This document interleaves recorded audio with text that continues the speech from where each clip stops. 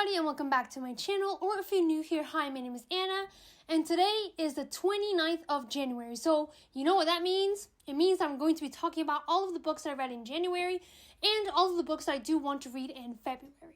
So starting off, I only read, I'm going to say, 2 books in January, although I am going to finish one of them today. But I didn't actually read that much in January, and honestly, I'm not mad about it. I'm not mad about it. I want to take my pace. I just want to take it slow. I want to, like I said previously in my video about my reading goals, I really just want to choose whatever I want to read, whatever I'm in the mood for. I do have some books that I do want to read this year, but they are just so much less than what I used to do because honestly, I just want to read spontaneously and whenever I feel like it. And that's why I only read 2 books this month in January, although I am halfway through one of them. And also my February TBR is not that long because I do want to read whatever the heck I want.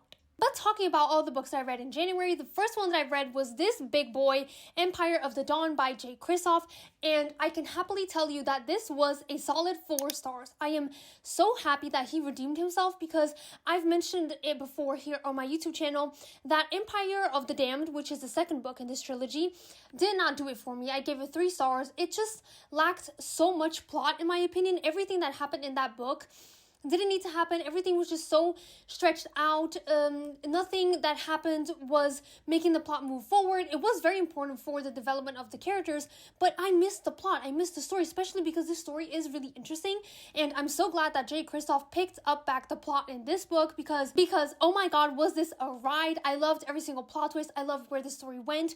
Although it's only a 4-star because the ending did disappoint me a little bit. I was expecting more consequences, especially because it is Jay Kristoff, so I was expecting a lot of deaths, a lot of horrible things happening to the characters. And at one point, I did think, that happened because, as you know, Gabriel de Leon is telling the story of what happened to him and his companions.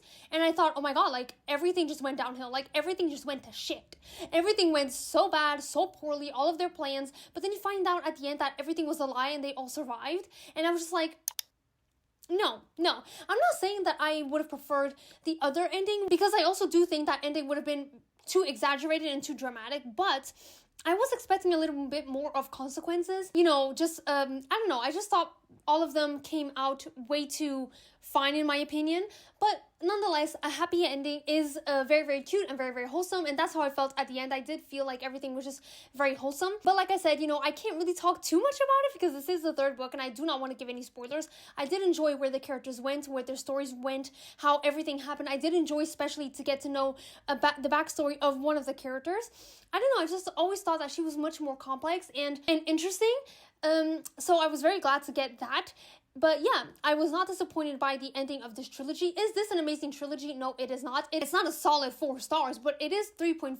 But I would recommend, especially if you do like vampires, because these vampires are gory, they are evil, they are mean, they are just tremendous, horrendous. You do have a lot of gore in this book. And if you do like the themes talking about religion, found family, how you choose your own people, how they are your ride or die, how you can change, how you can grow through trauma, how love can really heal everything, then I would highly recommend this trilogy. And the book that I am about to finish today is actually a Portuguese book, which is War Unlimited by Mário Pereira. He is a Portuguese author and he gifted me this book so I could give it a fair review. And honestly, I think I'm less than 100 pages away. That's why I'm saying, I'm definitely going to finish it today. And unfortunately, this is not working for me. I think in the end, this is going to be a 2-star book because I see this trend, especially with a lot of Portuguese authors that write fantasy. They do not give the importance that the world building needs. In this book, there are 2 main issues, in my opinion. First of all, it is the world building. It's just lacking. It does have an amazing concept, don't get me wrong. We have elves, dwarves, we have so many other grotesque creatures. We have technology. Everything is just mixed. The humans are much more technologically advanced. We live in this utopia.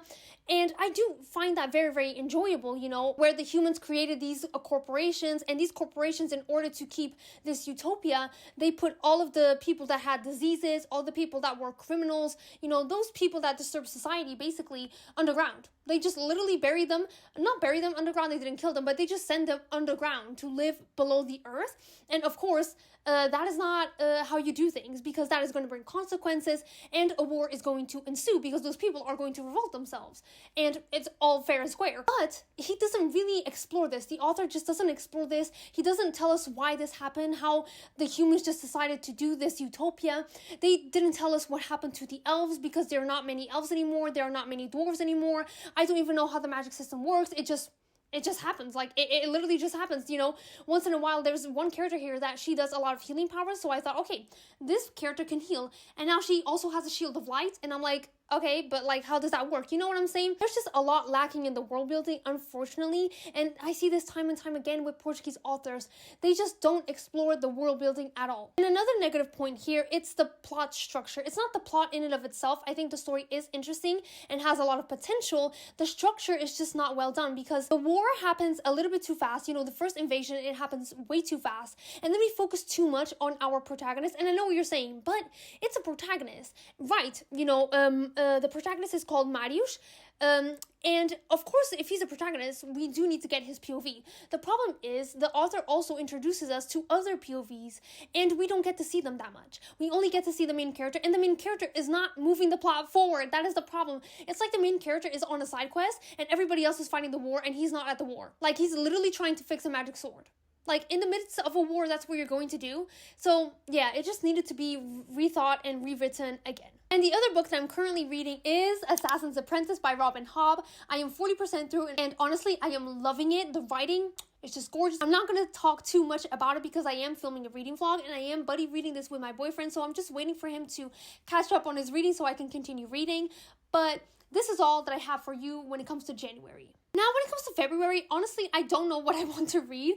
I do know that I want to continue Assassin's Apprentice, of course, and I do have, and it's actually an indie published book. Let me just check the name because I completely forgot about it. It is the Dragon Spirits trilogy, and I'm going to start with the novella, which is called The Citrine Tree, and I'm very excited for this one because the author kindly, gifted me the entire trilogy on ebook, which is completely insane, and I really want to start reading that one in February. So I have Assassin's Apprentice and Dragon Spirits, and honestly, I don't know what else I want to read. I do think I'm going to my public library to choose a book, maybe a thriller. I don't know, I'm just feeling a little bit of a thriller vibe. And I do also want to read She Who Became the Sun by Shirley Parker, because honestly, it has been long due. I have this book in my TBR, I think, since 2021, and I still cannot believe that I haven't picked it up. Like, I literally do not know why I haven't picked it up. I don't know. I think it's because it's so, I don't want to say it's so hyped because I don't see it around that often, but I have such high expectations for it. I'm just afraid they're not going to be met, and it's just going to be like a random 3 stars,